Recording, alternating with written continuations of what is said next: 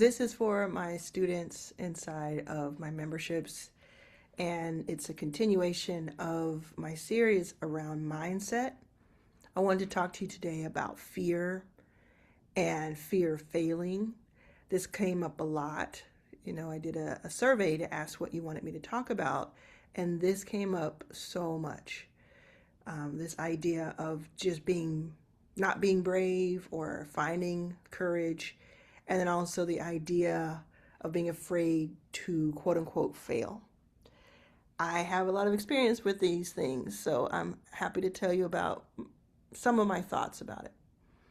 I also encourage you to watch the video prior to this that kind of sets the tone for everything that we're doing, especially if you're watching this where you can see things in order. But ultimately, what I want you to know is that you are very much so worthy of success, and you're worthy of getting something that you want. Because I think a lot of this is buried under the snow of that. I think that, very much so, the root cause of this fear of failing, sometimes people have a fear of success, is that we don't feel worthy. So that is something that I want you to start to sit with. We'll talk about that more in depth in another video, but want to have that as kind of the context for this. I think that if we start to peel back what makes us afraid, let's talk about failure, first of all. A lot of the people that I talk to, and if you're not this type of person, then just apply it to yourself in any way that you can. But most of the people that I talk to are either women of color or people of color or women generally. Okay, that is who I am centered around, and this training and anything that I do is centered around. And anyone else is invited to see it from their perspective if they don't identify as that.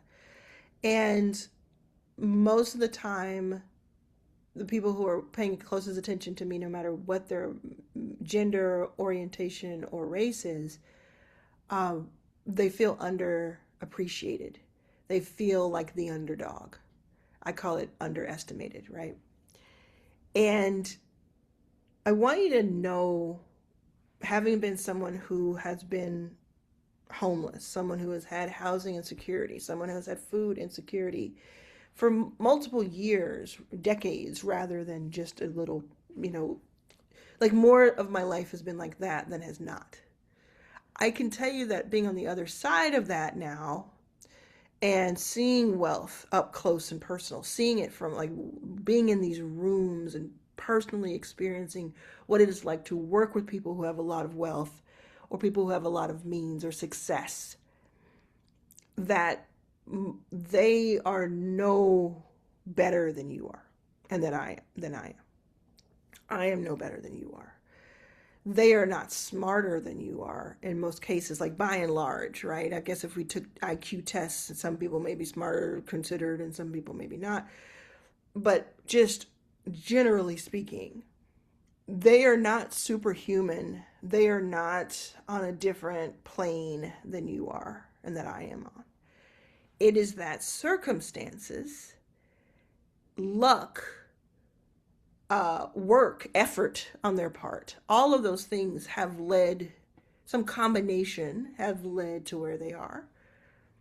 And same thing has led to where you are. Like, I remember feeling very much so, and I still feel this in a lot of ways, where like the effort didn't match the result. That I was doing so much and going through so much, but it wasn't matching my lifestyle, my bank account, my lack of stress. Like the stress levels were so high, and I felt like, oh, I'm a good person, and I work, I'm not lazy, I'm not complacent, I am smart, I am doing all these things, but I'm just not figuring it out. And so I want you to also understand that that is playing a role in the background, is that you may be worried about failing for several reasons. One of them may be that you just don't think you're good enough. You don't think you're on par with these other people. And let me tell you, you are. I've been around many of you watching this, and you run circles around some of the richest people I know. It's just the truth. It's not for any other purpose than to tell you the truth. Like, I often find myself in places where I'm like, how in the hell did this person make so much money? What fairness is that when I know people who can run absolute circles around them? But I also, I've seen where people, we've had like the society tell us we are less than. Society tells us the world is built for men, built for white men, built for wealthy white men. That is just kind of, especially in the United States, it's what we're told. Maybe not especially, but including in the United States. Then there's at home, what you grew up hearing or understanding or believing. There's the nurture side of it, which is, what kind of feedback did you get, either directly or indirectly, from those around you and people that you trust, people that you love, people that you believe? What did they say? Either intentionally harmful, intentionally meant to knock you down a peg, or unintentionally because they were never given the tools to express themselves and to think better of themselves. Like, I'm thinking of someone right now, wasn't very close with this person, but they, and I didn't grow up with them. They were later in life, but to me, it felt like they did not love themselves. They did not believe in themselves at all. They thought they were trash. And so they treated other people who were in their family and me like trash, because that's just, I'm a trash person. I walk amongst that. And anybody who had any money whatsoever was like 10 times as important as they were making them out to be. I mean, they made them out to be 10 times as important as they were, right? Like, they put a lot of value on someone who made $100,000 or more. Like, that person has to be smart. That person has to know what they're doing because they do that.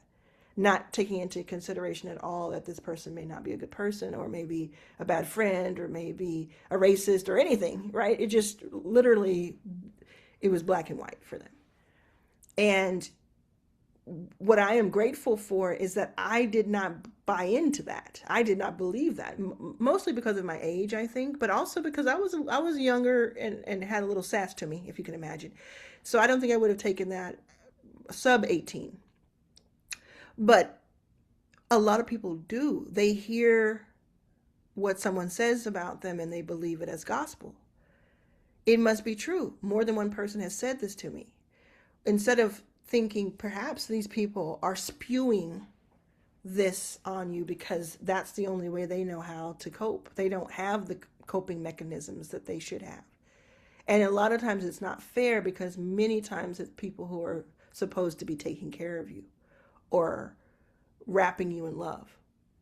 I was fortunate to have a lot of love in my home, but I could see it on the faces of my fellow students. I could see it in how they talked about themselves and how teachers talked about themselves.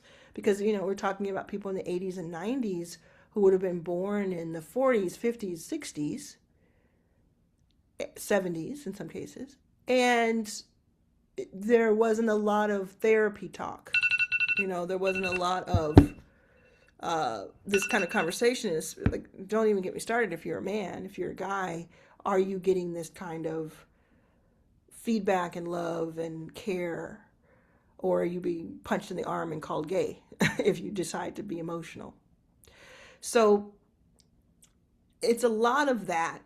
It's a lot of self-talk of, I can't do this because no one else I've seen in my family or anyone around me has done this before. Or I can't do this because that happens to somebody else. Or I can't do this because I'm not smart enough. I'm not technical enough.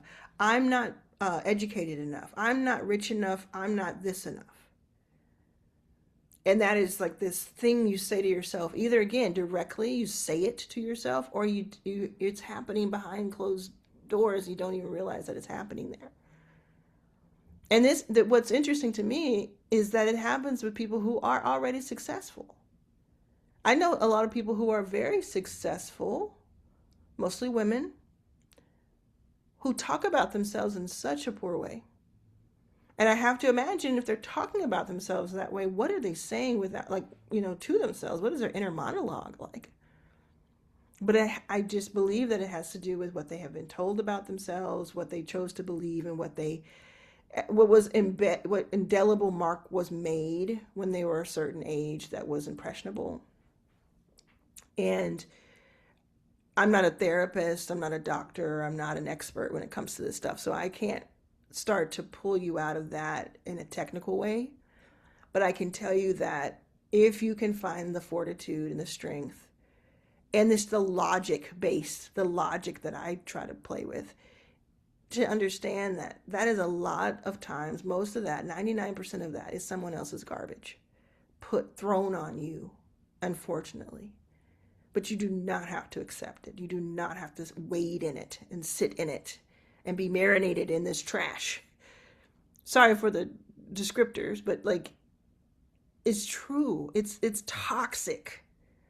Taking in these fumes of aggressive, undertones of what somebody else thinks of themselves, and they're gonna put that on you. And sometimes you're in a situation where it's very overt, it's very direct, it's very abusive.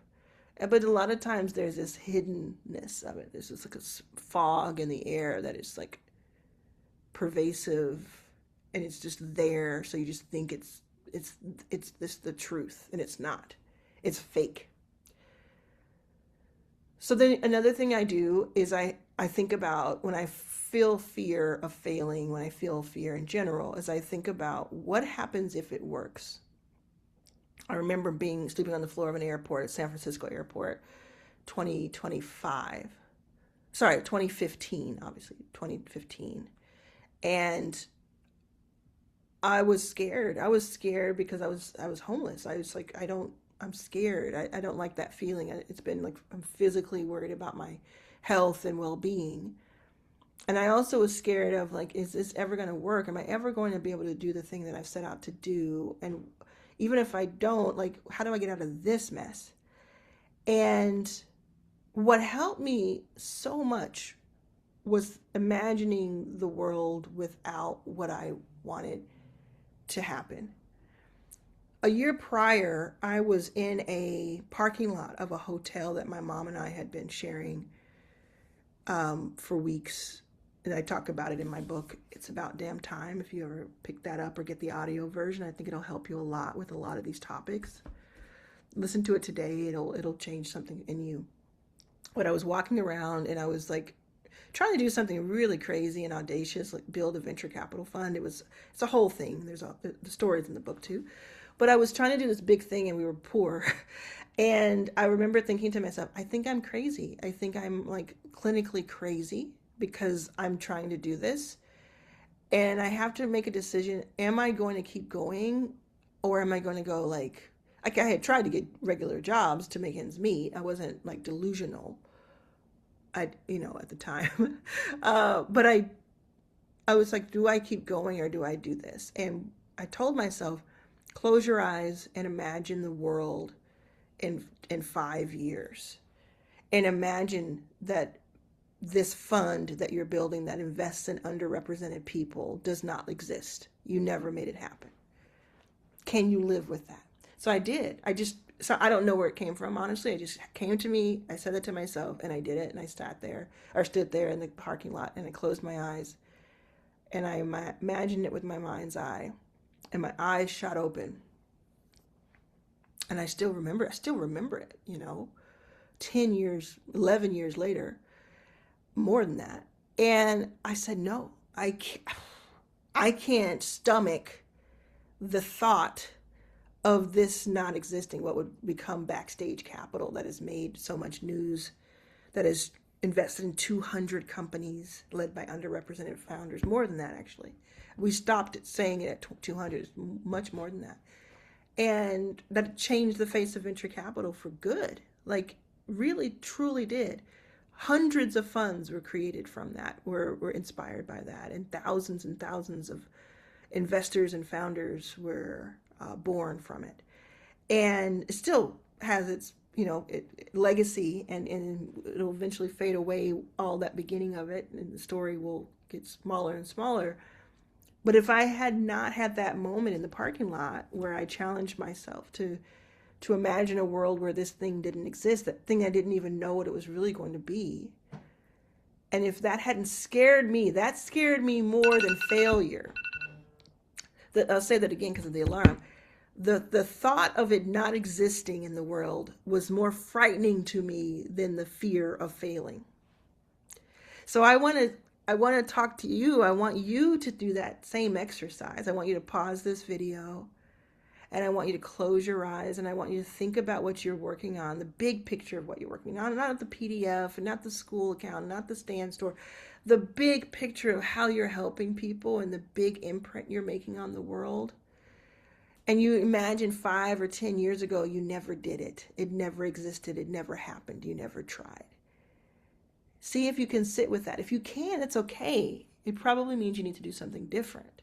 But if you cannot sit with that, then measure, is that more important? Is that fear of that stronger than the fear of potentially embarrassing yourself or potentially not getting what you need right away? I think that's a powerful, powerful exercise for you. Because it still helps me today. It still helps me when I make future decisions, decisions about the future. It's not like everything just overnight, everything's cool, it's awesome. No, I still have to make these decisions. They're just bigger and bigger stakes. Now, going back to thinking about what is the worst thing that could happen?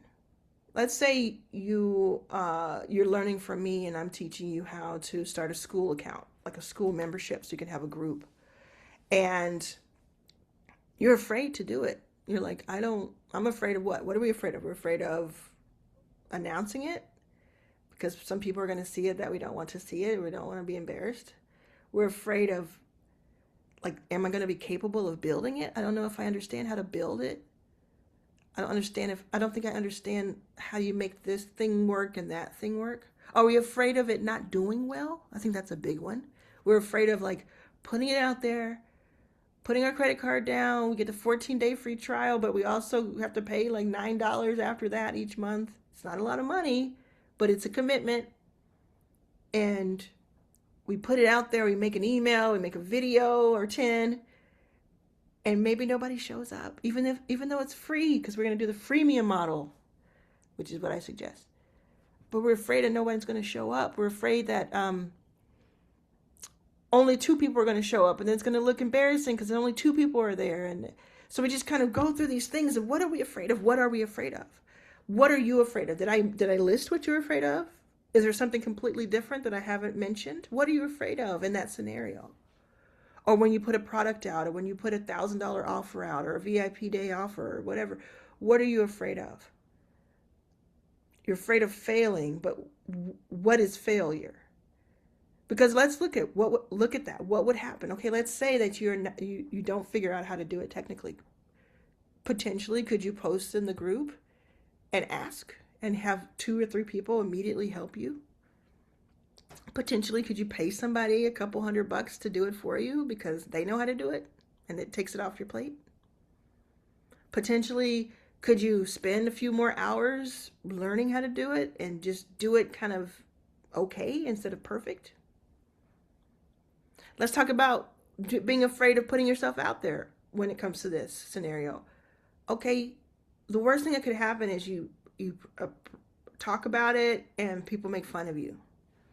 First of all, they're probably not going to make fun of you. You probably think they are, but they probably won't, because either they don't have time to, or they don't care enough, or they don't even see it, the people that you're concerned about. But let's say they do make fun of you. What kind of small human with small vision and small thoughts and a small mind would make fun of someone that they know personally who is just trying to put something out into the world that is not harmful, that is not, crazy. You're just putting something new into the world, doing something that they're not doing. If they make fun of you, it's almost a badge of honor. Great. I get made fun of every day for something. When you're on YouTube and you get thousands of views a day, you're going to get a lot of weird comments, bots, real people, whatever. I get made fun of all the time for my looks, for my hair, for my teeth, for my skin, for my weight. I get made fun of for the way I talk. I get made fun of for, you're a liar, you're a crook. I get made fun of or just, trolled all the time. When it comes to people who do know me, the people who know me, who I respect, who I want to spend time with, unless they're doing it somewhere I don't know about, they don't make fun of me. And the people who do know me and do make fun of me or say, some criticism, they are just simply not worth my time. They just simply aren't. If someone doing more than me, doing better than me, meaning not money, but doing better than me as in affecting more people positively, putting more energy out into the world, working harder than me, if they have a criticism, I'm going to listen. I'll consider it, among other things. If they make fun of me, something is off. How do you have time to do both? I have to wonder. So I start to question their mental, fortitude, their capacity, what's going on, something happening over there. I start to feel sorry for them because I'm like, you have all that and you have time to make fun of me when I'm doing something earnest. I feel sorry for you. So there's not a time where I'm like, this person made fun of me and it hurts me. Because I'm a human, so of course I can get stung. Oh yeah, I can get stung, immediate, But when I start to think about it, I'm like, they're in these different categories of like, either I don't care what they have to say, or something's wrong if they have something to say, or maybe there is some constructive criticism in there that I could take a look at. There's quadrant, there's probably another fourth there.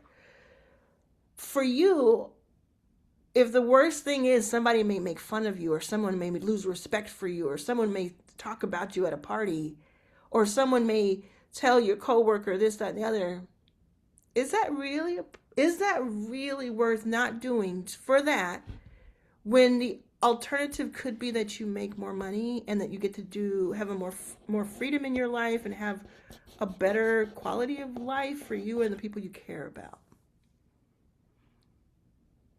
I have to think that it's more important that you get all the stuff I just listed. That at least you get your chance at that. And the other one was, I might put it out there, don't worry about what other people think, but then nobody shows up to it. What's the worst thing that could happen? That nobody shows up or only a couple people show up. If only a couple people show up in this scenario, whether it's a school or it's a product that you sell or whatever, use that to your advantage and have a very high touch relationship with them when it comes to business. Get information, understand how they found you, understand what they need. Use it to build the better version of your product. It's almost like you could have paid somebody to test your product, but they're paying you, or they're paying you with their time if it's free. So it's a big, big advantage to have a couple people join.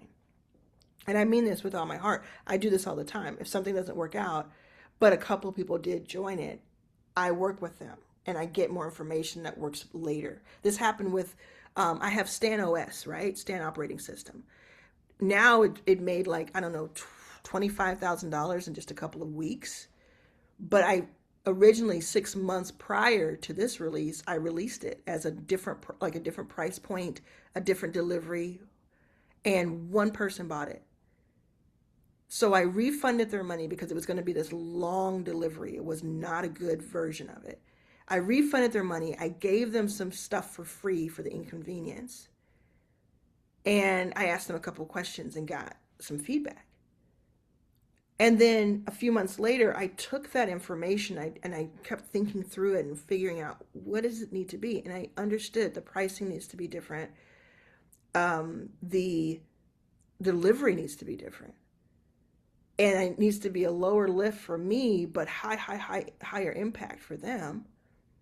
And within the first hour of it being out, it started making money for me. No one shows up, here's a cool thing about no one showing up.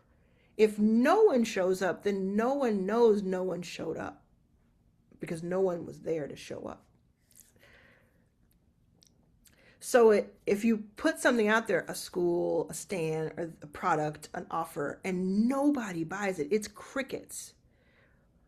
First of all, please give it more than a few days. Someone told me that they put something up for 2 weeks. We had the interview. She put something up for 2 weeks. It took 2 weeks to get the first interest, but that turned into $2,500. Imagine if she folded up her table at 5 days because it was too scary. So first of all, give it some time. Give it 30 days. See what you can do to tweak some things. But second of all, if no one shows up and it ends up being not a great offer, that's what you're learning. You're learning something from that. I learned that first iteration of the Stan product was not a good offer. So I created Stan OS. It wasn't even Stan OS before. But if I had maybe sold it to 6 people and made a few thousand, like $3,000, I would have thought, oh, that's the version. I'll just keep going with that one. But it was just like so in the middle, right? So it's like having these extreme reactions to an offer tells you something faster. It tells you maybe it's not the right offer. Maybe it's not the right price. Maybe it's not the right avatar, the demographic, the person you're going after. Maybe it's not the right time. Maybe you haven't articulated it correctly. Maybe your sales page is off. Maybe your conversations you're having are not right. Maybe you're not having enough conversations. Like, you get to look at it and test it. It can't just be this is all or nothing. So ultimately, what we're going to do with this is we're taking our stakes off the table. STAKES. You're lowering your own stakes. I talk about that in both of my books, I think. And It's About Damn Time and Your First Million. Both of my published books. That's not a playbook. Lower your own stakes. You have so much control over that. Another version of this is people used to, I invested in a bunch of companies I talked about. And so people will come to me, and I don't actively do that day to day. I'd like to be an entrepreneur more. So I have a team that works on it backstage. But people would come to me and they would say, okay, I'm raising $500,000 and I need it yesterday. And I'd say, okay, $500,000, cool. And what they were expecting me to do was write a check for $250K or wire them, and we'd be off to the races. Instead, what I would do, more times than not, is I would say, okay, why do you need $500K? And they might tell me some list, 30% for advertising. And I would say, well, wait. How much have you spent on advertising already? They would either say nothing or very little. Okay, if you spent something on it, what were your conversion rates? Either they wouldn't know or they would be bad conversion rates. So they either spent nothing on advertising, or spent a very little amount but didn't know the information, or they spent very little and had very little results, and they wanted to throw $150,000 at that, and they wanted somebody else to pay for it. So I'd say, wait a second. Let's make the math. How do we know that just throwing more at the problem will do something? What I want you to do is come in here and say, I spent $1,000 on ads and I made $10,000. So if I spend $150,000, maybe I'll make $1.5 million. Never happened. So then I would say, okay, let's cut that out. $150K for ads is ridiculous when you haven't even tried it yet. Make that $2,000. So now they've saved $148,000 of what they thought they needed. And then we would just do this across categories. Operations, product building, this, that, and the other. We just do that across. And they would come out of it and they were like, basically, I need $15,000. I need 3% of what I thought I needed. And I can actually do that by just selling this product, or by getting, this grant, or winning this contest. I don't even need to take outside funding. Now, sometimes it wasn't that drastic. Sometimes it was like, oh, we shaved off 20%, or we shaved off 50%. But in all cases, no matter what, without fail, it was always something that could be done internally that would change the future and change the results. And where people came in thinking that outside forces were more in charge of what happened next than they are. So I'll say this another way to make it a little bit more clear. There is so much that you can control that you're not pulling the levers on, because either you don't know it or you don't believe it. So if your fear is based on, I'm going to, all the things we just talked about, then just reverse engineer. Say what the worst thing that could happen is, and reverse engineer to give yourself a little bit more leverage. And you do that quickly by taking off the stakes. So one way you could do this is tying it all together. You could say, I am afraid that nobody will join my school group, even if it's free.